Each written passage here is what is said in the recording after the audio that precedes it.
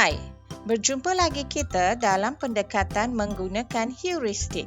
Penyelesaian kali ini, kita akan gunakan draw a diagram. Zali menyusun 8 kubus yang sama dalam satu barisan. Setiap sisinya berukuran 15 cm. Jarak antara setiap kubus ini adalah 35 cm.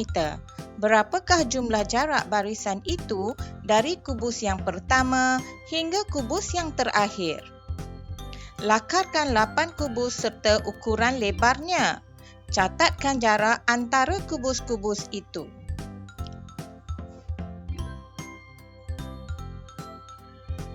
Jumlahkan kesemuanya untuk mendapatkan jarak dari kubus pertama hingga yang terakhir.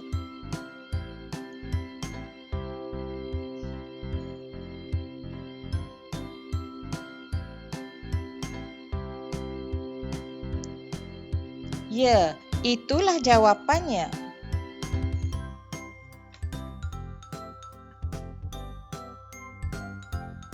Cuba yang ini pula.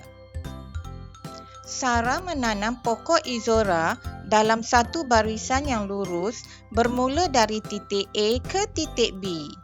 Jarak antara kedua titik ini adalah 3 meter. Jarak antara setiap pokok izora adalah 5 cm.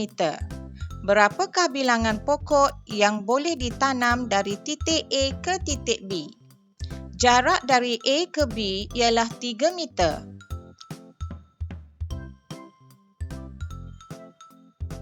Jarak antara pokok 5 cm.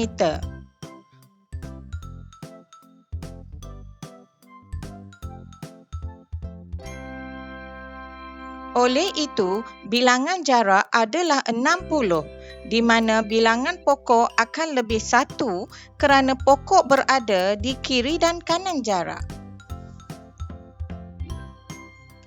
Teruskan dengan soalan ketiga.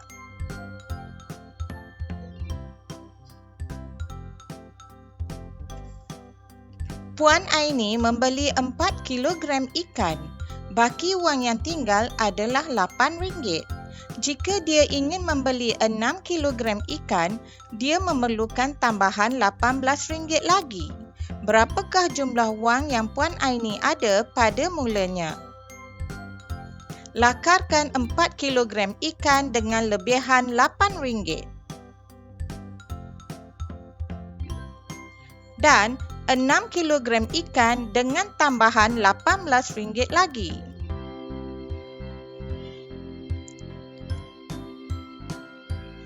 Bermakna untuk tambahan 2 kilogram lagi, harganya ialah RM26.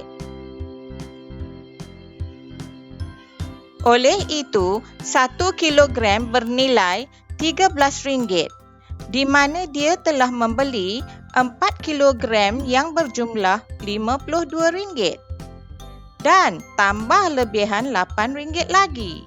Ya, Puan Aini ada RM60. Selamat mencuba dan jumpa lagi.